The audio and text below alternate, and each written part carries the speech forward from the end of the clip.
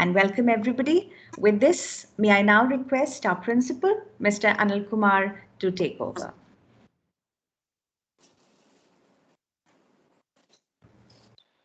Sandeep, am I audible and visible to you?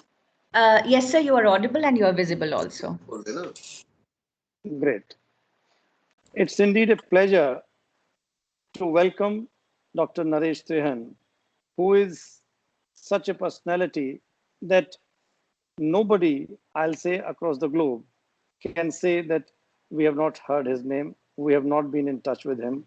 It's like he is, in today's world, if I were to say, he is one person who perhaps the entire nation and the globe as a whole is banking upon for the solution to the problem which is generally there in centuries. But let me tell you, faculty members, dear parents, when I welcome such dignitary here, is something, it is unbelievable and unparalleled.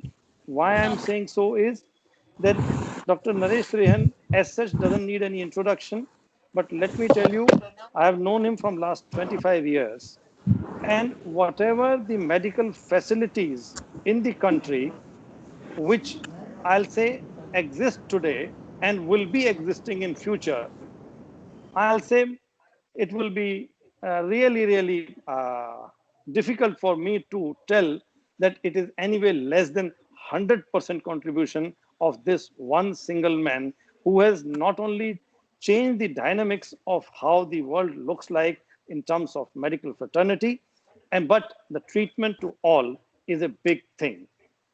Today, when we see the coronavirus, the pandemic right now, it is something which is taken all of us by surprise.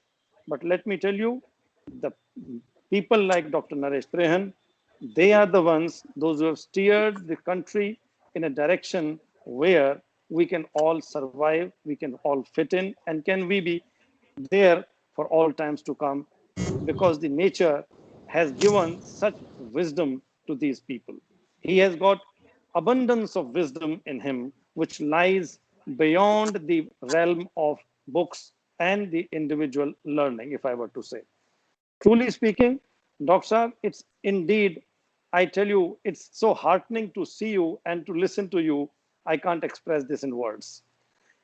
I'll say only one thing about Dr. Trehan, my dear faculty, because you have to learn from him a lot in the all times to come from now. He is one person who started the open heart surgery and with the precision to the extent that no human intervention except his own guidance, and the machine took over his instructions and he did it for the first time. He has done a commendable job and deserves all appreciation. Sir, we welcome you to the portal of Delhi Public School, Faridabad, and to the fraternity of DPS Faridabad as a whole, with the parents, with the teachers, and later on with the students. Thank you, sir. We welcome you once again. Thanks a lot. It's all over to you, sir. Thank you for all the kind words. Too kind, I would say. But it's a real privilege and pleasure, I would say, to be able to connect with the future of India. So I truly believe that what you people are doing today as teachers, as cultivators of personalities, is by setting the value system in place that you are now making the future warriors for India. And that is why I am very happy to accept this invitation. So I was operating all day, so I said at least one thing that I would like to do, which will give me pleasure, is this. So I can't see the students, but in any case, I'm sure they're there. Now, the question that is facing us is multi-pronged. On one hand, you see that what India has been going through for the last 75, almost 75 years, in a way trying to stand up on its feet as a major country, which we most definitely deserve. Because I will start off by saying that God gave Indians the best brains in the world. I am a total believer that we have been blessed with the best brains. I can say it from my experience that I lived in the US for 20 years. I trained there, I practiced there, and I competed with every nationality in New York. And I know that we can stand our ground and even do better as compared to anybody in the world. So basically, we have a starting point. Now, there are many, many issues that influence that starting point. And a lot of it may have to be to do with our history, that India was always occupied for hundreds of years by some marauder or foreign power or the other, and a Indian character was molded, which became very unsure of itself, so that you did not know what that, and nobody was assured of what your future would be. And the most recent, which is now not in the memory of most people, is the partition of India, where people who were very well established felt that they had arrived at a certain stage in life, where suddenly the partition took place and they got debased. A large number of them, and large number of them are in Faridabad, in Delhi, in Punjab, in Uttarakhand. So these people then have left a legacy for their children and grandchildren. And progressively, as we move forward, our value system and security system is becoming more and more robust. So what I want to tell the children is that, look, your grandparents went through, may have, maybe not, but through uncertain times. Your parents have taken that uncertain times to a level where we are now assured that India is India, and India is very soon and very rapidly being recognized, and it's getting its place in the world. Being the fifth largest economy is a very good thing. Now that means the platform that is being handed to you people as children who will grow up and run India and make India proud is that your level of from which you can spring higher is unlimited now. Because you have physical security, you have financial security, you have social security. The only thing that you have to do as students is to get a clear vision of what you want to be. No age is too early, although I like to say to my students, my own grandchildren, my own children, I said, that keep your mind open, but always look for your own talent. What comes to you naturally, because if you look for what comes to you naturally, you will run the mile faster in that field than anybody else. And that's the whole purpose of life, is to excel. To me, mediocrity is a crime. You do not want to be mediocre and say, I will not do anything because I just want to be in the middle of the stream and I just will go through life like that. I think that's a wasted life. So what I want to say to you children, and I'm actually indirectly addressing the teachers also, that help everybody to recognize their natural talent. And once the natural talent is identified, there are many fields that open out. It's not like you are narrowed into one thing. But there are minds and there are physiques that lead you to certain things. So now what happens is, a lot of the influence comes from what are the jobs that are giving a lot of money. Let's go into that. Everybody starts running into that. So it was engineering before, it was something else before, it was now it's IT, and now there's something else. So that's not what life is. You must love what you're doing. You must love your work. You must get up in the morning and want to go to your work and say, nobody can stop me. So that's the soul searching all of us have to do.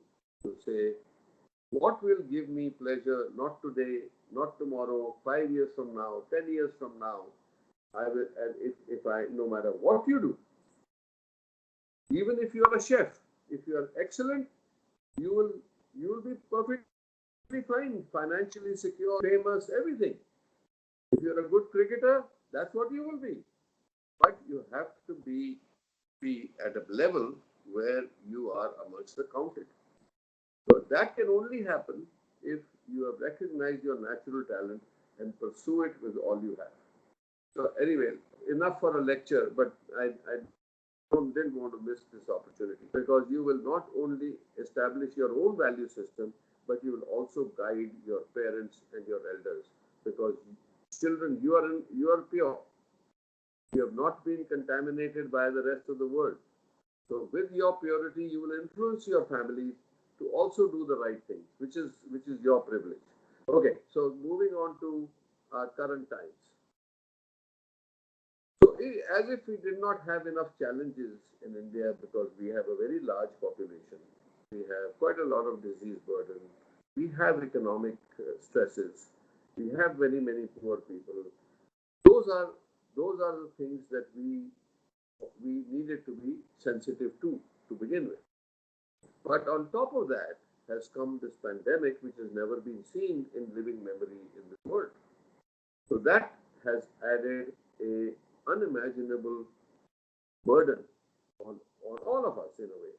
So whether it is physical, whether it is economical, whether it is mental, everybody's involved. So if you try to understand what has happened, that there is a question mark where this virus came from.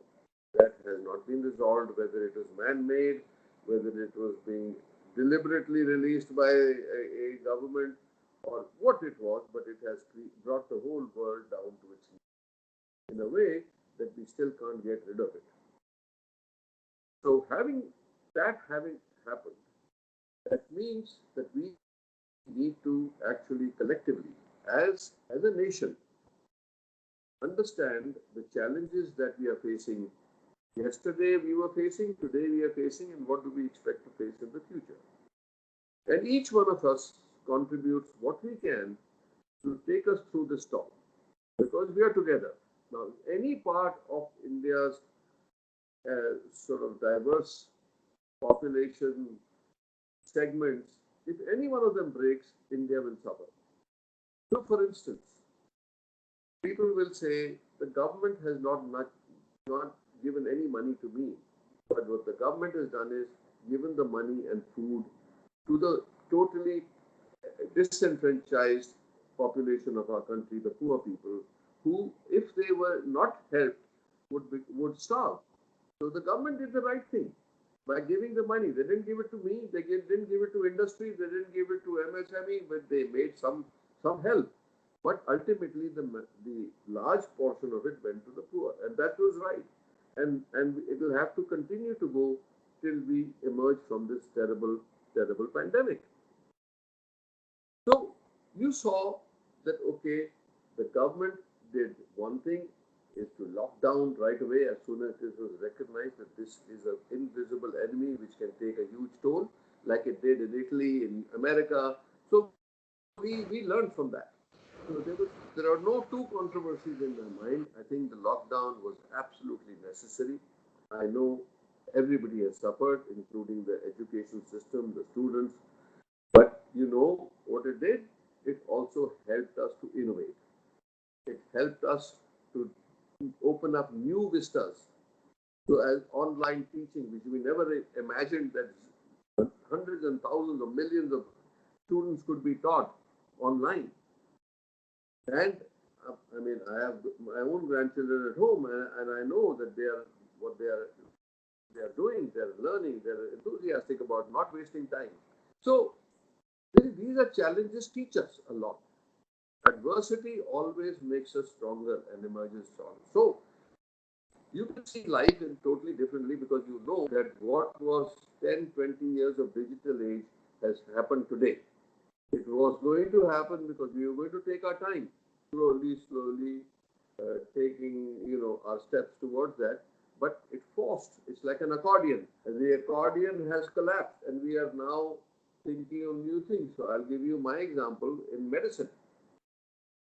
Today, I'm myself doing at least 10 to 20 video consults to patients who would otherwise come to my. They are sitting in the comfort of their home. They are getting the full advice. If they need a procedure, they'll come. If they don't need a procedure, they don't need to come. It has saved them time, agony, money, and travel. So it has given a new twist, a new opportunity, so that we can also, no need for everybody to travel for 5 minutes with the doctor, where the consultation can be done in real life. Like I'm talking to you, how can you, unless I was in your auditorium and addressing you, I would travel, you would travel, everybody would travel. Right now we can do it virtually and we can still have a conversation. So I think that that is the good part, that India and the rest of the world has responded very rapidly. India is remarkable. When the lockdown took place, why I say it was good? Because we were totally unprepared medically in the government segment, in the private sector, in the NGO sector to deal with this kind of pandemic. We had to import everything. We were looking at a huge import bill and being dependent on countries like China, which we didn't want to be. So our industry, our people, immediately got onto the job. The garment manufacturers repurposed their factories to make PPEs, masks. We helped, as medical experts, helped companies to build or develop the prototypes, from prototypes to production of ventilators. Industry came in to help, the Marutis and the Tatas or the Mahindras of the world. They came in and started helping to create these technologies. So India showed a very, very strong ecosystem in which everybody came together, and you can be proud of it. I'm proud of it. So then what happened is that this lockdown created, one, our ability to take care of patients. It delayed the peak, but it also put a huge economic burden on the country and people. So unlocking had to take place. So we got busy with, and I must say the government was so proactive in involving everybody, whether you were in the private space or the government space or in the NGO, everybody was brought in to discuss these things and find a solutions. So we made protocols on how to open the airlines for travel, how to open the bus system, how to open the train system. Now we are talking about how to bring back the movie halls, so that now slowly normal economic activity can start with caution. So when I say this is what the government does, the medical profession did what the following, that it's not only the doctors or the nurses or the technicians, but also paramilitary forces, the police, the security services, they all participated in fighting this terrible disease. So this whole sort of what we call the frontline warriors or the corona warriors, everybody came. I mean, the doctors also, I must say, at the risk of our own lives, their lives, everybody actually got into taking care of patients, which is remarkable character. That's the character today. That everybody, I mean, few people may vary, few people may be scared, but 95+% doctors, nurses, everybody got onto this and to take care of people, which is a great feeling for people of India, that this kind of commitment existed. Okay, and it's continuing. We thought it would be 3 months, it's already 6 months. It's very exhausting for people, but people are still there at it. So now the third is the most important part of it. So there is the government, there is the medical profession, the providers, the warriors, medical warriors, but the third most important piece is the public. What we say is that it's a three-corner fight. Two corners I've already explained. Now it all depends on how we fight it. So the reality today is, without going into detailed treatments and stuff like that, that today 90% of the people will recover with a very mild experience of the virus. It's the last 10% that may need to be hospitalized, and out of those 10% also, majority will get better. So to the number of people who lose their lives is about 2%. Maybe a little less than 2%, but give it 2%. But it's not a very pleasant experience. People who have recovered very fast, people who have recovered over a period of time, they still feel the fatigue. You don't feel normal for a while. And of course, there's always this risk of the if you get it as a young child or as a young adult, you may infect your parents, your grandparents, and then you feel bad that you did this to them, and you'll never forgive yourself. So, what does it mean? We don't have any treatment for it right now. We don't have a cure, but we have pieces of treatment which so that instead of 10% mortality has come down to 2%. That we have. New drugs came in, the experience came in, facilities got better, people's knowledge got better. So we have made good progress there. But the point now is how do we go forward? And that's when I say it is the people's war. Till we find vaccine which is effective and gives immunity to this virus, we need to be all of us. And that's where I appeal to you children more than anybody. Because you can teach a lesson to everybody around you, and everybody listens to children. That everybody, whenever they are going out or in a public place or in 4 or 5 people getting together, always wear a mask. We did very early a experiment, and I'll tell you why. If people are tired of listening, mask, mask, mask, nobody explains why. So in the study, we took two models. One was somebody who is quote unquote infected with the virus, and the other person who is not infected with it. You know the virus comes out of when people speak or cough or sneeze. It comes out of the mouth, nose as droplets, which is carrying the virus. And somebody who doesn't have it, gets inhales significant number of viruses, they will get infected. So if you have 2 people, one infected, one non-infected, within 3 feet of each other, no masks, and the interaction is more than 15 minutes, then the chances of that person getting infected are extremely high. The person who was not infected. Similar, if you take the next step, the person who has the infection wears a mask, but the person who is uninfected is not wearing a mask, then that high risk becomes medium-low. And if both of them are wearing a mask, still within 3 feet, still more than 15 minutes, then the incidence of infection becomes extremely low. So it proves 3 things. One, if you wear a mask, you will, even if you have the infection, you will protect the other person. Second thing, if you wear a mask, if everybody wears a mask, then the person who's uninfected gets even double the protection. If you increase the distance, which is popularly called social distancing, more than 4 or 5 feet, then you diminishes the chances even more. So the only defense we have is masking, distancing, and because of the fact the person who has infection can cough and sneeze on their hands, they can spread it from their hands. So you touch a surface, the virus will go on that. So we say hand hygiene by washing hands 4 or 5 times a day and using sanitizers whenever you touch a strange surface. That's what you can do for yourself. Then you protect your family. Then you protect the large community. And ultimately, we all collectively save the nation. And if we do it, and I'm saying that children, nobody minds telling them, please put on your mask. Now, the 2 bad things people do, they put the mask under their nose because they think they can breathe easier, but the virus comes out of the nose, so you're negating the very purpose of the mask.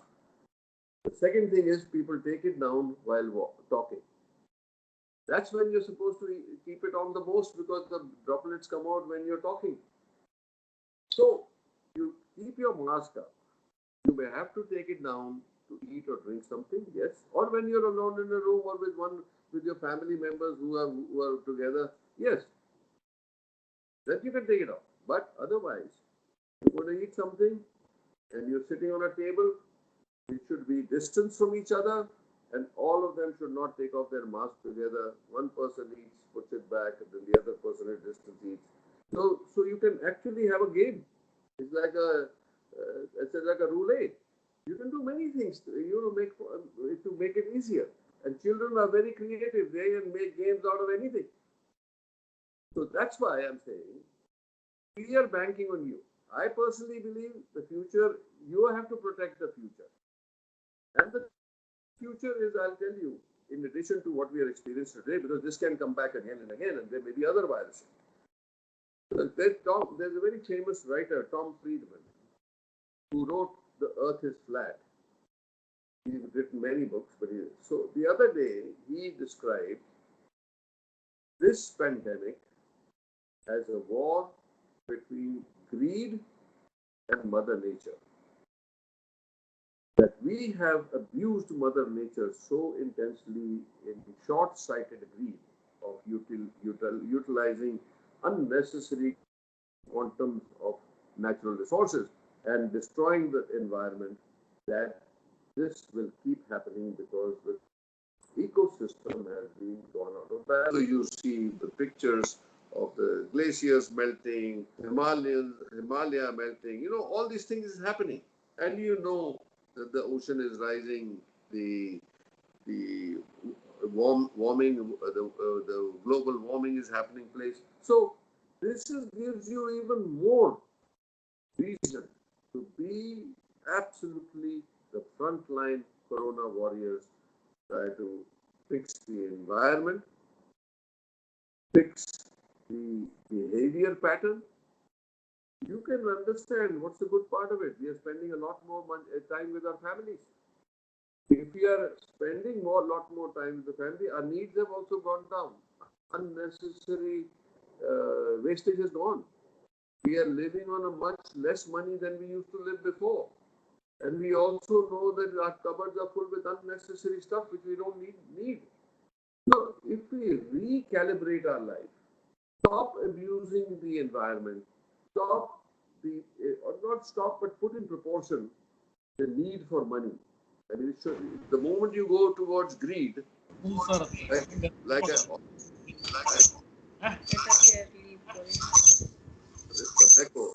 anyway, so two things that I would end Madhvi, mute yourself.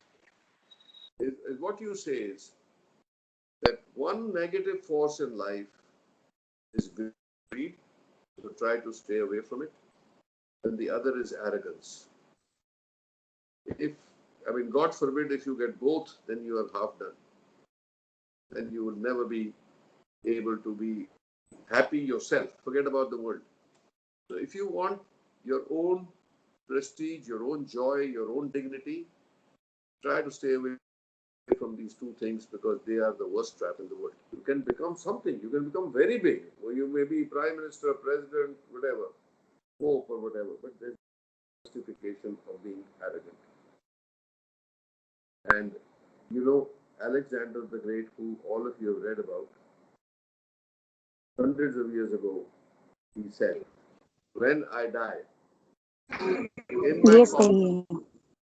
in my coffin, leave my hands outside, because I want to tell the world that I came empty-handed and I'm going empty-handed."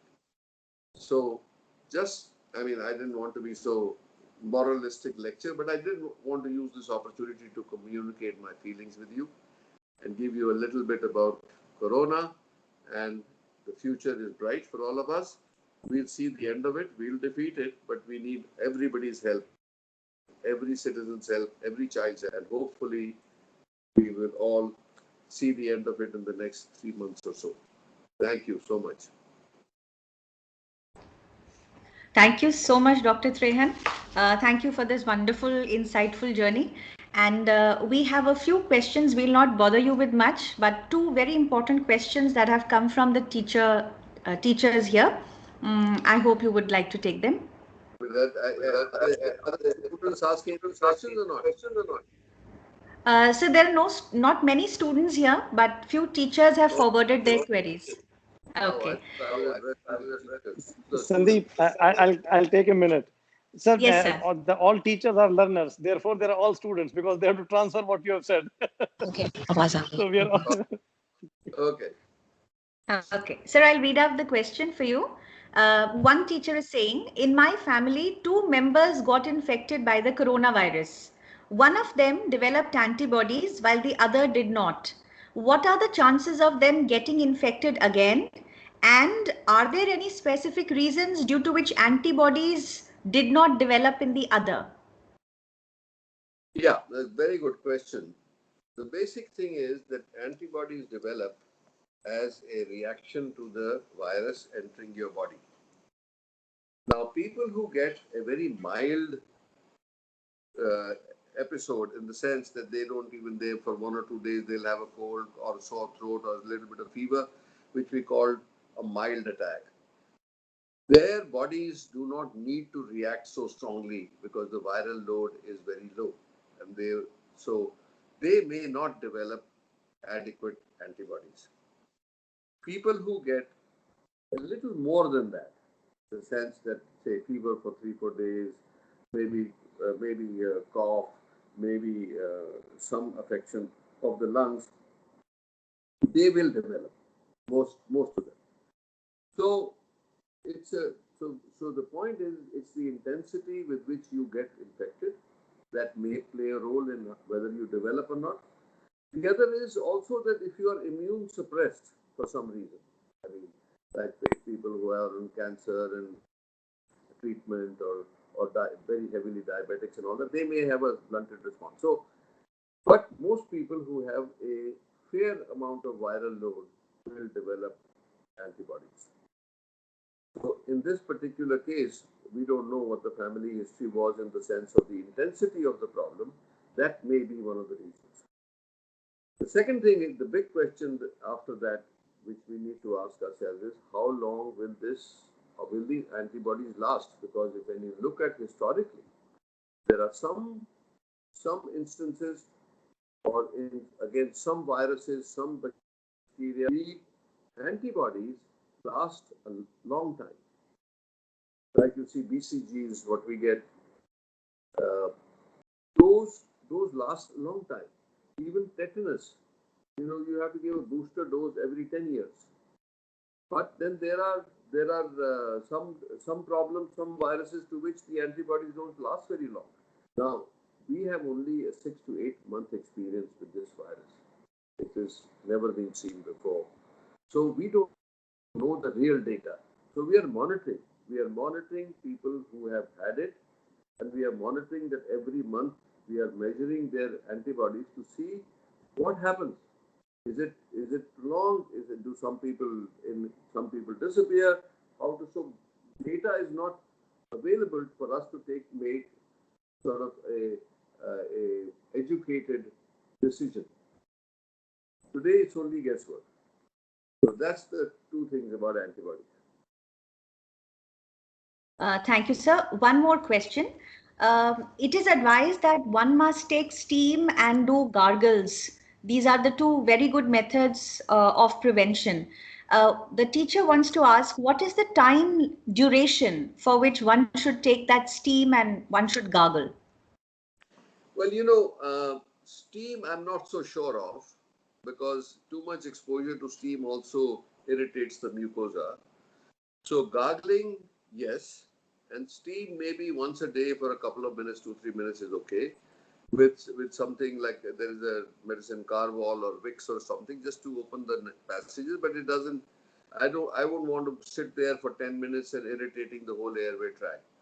But gargling is with lukewarm. It should be hot, and it should not have too much salt. Lukewarm, slightly salty, just 20 seconds is enough. Because what you're doing is you're washing out the mucus collection in the back of your throat and the back of your nose, which is what you want to do, because in case there was virus there. We're not 100% sure, but it doesn't hurt, so we say yes, it helps. Okay, thank you, sir. Sir, one Sandeep, of the, yes, sir. may I ask a question to sir? Sure, Which is sir. very, yeah. Uh, Sir, one particular question. How do you see the future of schools coming up? Like, how soon we can have the physical school again back? I'll tell you, schools are the next thing, because once we start with movie halls, then schools. So, what are the three principles that you have to have?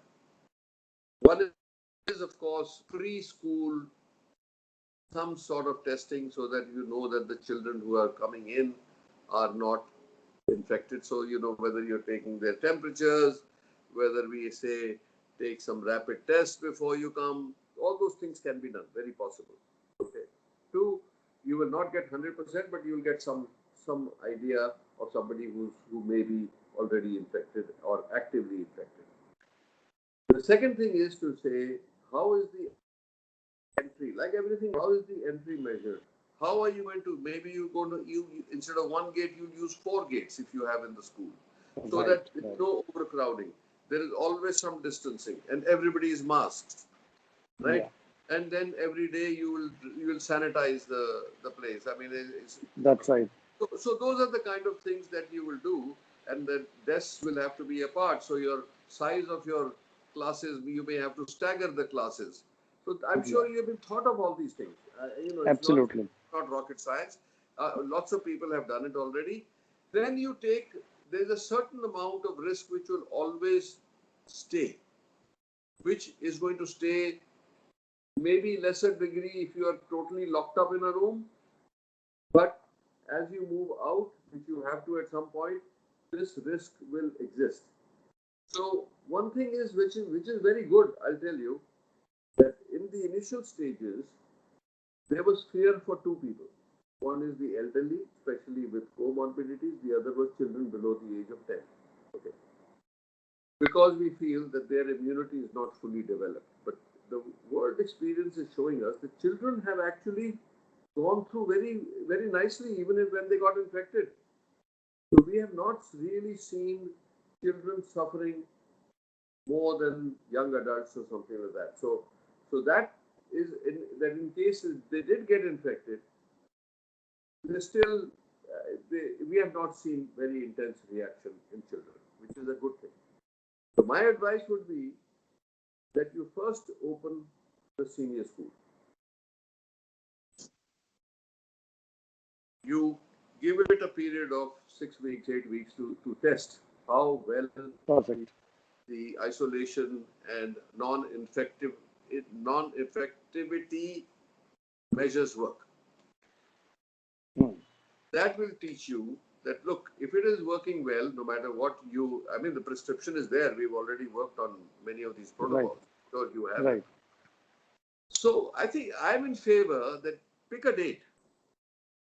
Pick a date, and you may have to alter the date. Why I'll say so, that my prediction was that middle of October we should come back to schools. We'll start opening. This is my, say, maybe 2 months. Yeah. But suddenly there is another peak which came at the end of the last 2 weeks of September, and now it is actually leveling off. So you may have to, at the last minute, say, no, maybe not 15th, maybe 30th. You know what I'm saying? Correct. That much mental adjustment should be there depending on the data. If it is raining in your area, you're in Faridabad is not that much. It's okay. You test the children, with whatever entry, they wear a mask, proper masks. They should have to be monitored. Now, children can be careless also. So that monitoring has to be, and it should be very clear to the parents that, look, please brief your children that they must honor the code. Right. There is a code for their own protection and everybody else's. So it's not only that if they misbehave, they are hurting themselves, they are hurting other people. Not tolerated. Yeah. If there are children who cannot appreciate it, then they shouldn't come to school.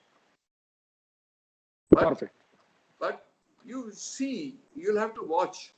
And, from other countries, I think that they did open and they had to reclose some schools. They are still open some schools. But there was a more bravado in that. It's like the Trump bravado. Finally he's landed up in hospital itself. Yeah. You don't want that bravado. I'm always saying, open up with caution and discipline. If you can keep the discipline and caution, yes, go ahead, start the activity. But if people misbehave, then you'll have to close it again. There's nothing you can do. Perfect. So some kind of activities which you will suggest, supposing because children are locked in inside and too much of mental stress at home. So some bit of physical activity in school, if you suggest, which all games can be picked up for that very purpose. Contact sports not. Okay. But, field sports, Okay, you can and just they should be conscious that they're not rubbing their bodies. They're not. Right. They are still wearing masks. That kind of thing. That means badminton, etc., something like that. We can Yes. slowly start with that. Yeah. Yeah. Yes. Or Yes. maybe running and all. In Yes. a file, they may run at a distance of 6 feet. They run in the ground for 100 meter, 200 meter, like that. Yeah. In the open air, it's much Yeah. safer. It's much safer. Okay. And if you're Okay. in your school, Right. don't use air conditioning. Perfectly fine. Open the Perfectly. window. Even if the air Okay. conditioning is running, there's no Right. harm. Okay. Open the windows. But now you don't even need air conditioning. Absolutely. Fan and open windows are the best, because then you must understand. It's not like one virus enters your body and you're gone. No. Right. It is a critical mass of virus which must get to you to overcome your system. Okay. Right. Right. Thanks a lot, sir. Thank you. All right. All right. Yeah. Is there any question that I've unanswered? Then I'll Sandeep, take your anything leave. else to sir? No, thank you. Thank you so much, sir. Thank you for having spared your precious time and being so patient while answering all our queries. With this, I would now request our Vice Principal to propose the vote of thanks, please. Thank you, Sandeep. Am I audible? Yes, ma'am, you're audible. Thank you so much, Dr. Naresh. It is with folded hands. We would like to thank you from the bottom of our heart for sparing so much time and taking our queries, and at the same time giving us that positivity, which is so very important for all of us at this stage. Because when you say we will beat it, it's 3 months from here, these are words we are dying to hear. And when it comes from somebody like you, it is so heartening, and we can live it well again. So it is this depression which kind of takes over, but these words coming from you are so inspiring, and like, okay, we can do it together. So first, thank you so much for that, sir.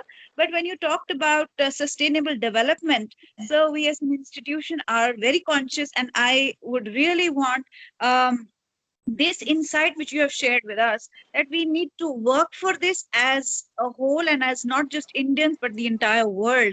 It is so well taken, so it has to be part of our curriculum. So thank you so much for sharing about that. Games, as you suggested, and the ways we have to open up, thank you so much, sir. They are an insight, because children, they being children, and like you say, the mask is something they will take off. We adults do it. So for us, the games is what we need to work on. Thank you once again for that too. Sir, I would like to also thank our principal for making this possible. We are so highly indebted to Dr. Naresh Trehan, and it is only through the principal who it was possible for us to meet on this platform, sir. There are 300 odd people and families and children who today bow down to you for sparing this time. Thank you all. Thank you. Thank you. Thanks a lot, sir. Thanks a lot. It's great to have you with us. Thanks a lot, sir. As we say, stay safe, stay healthy. Thanks a lot, sir. Thank you. Thank you. Thank you, sir. Thank you.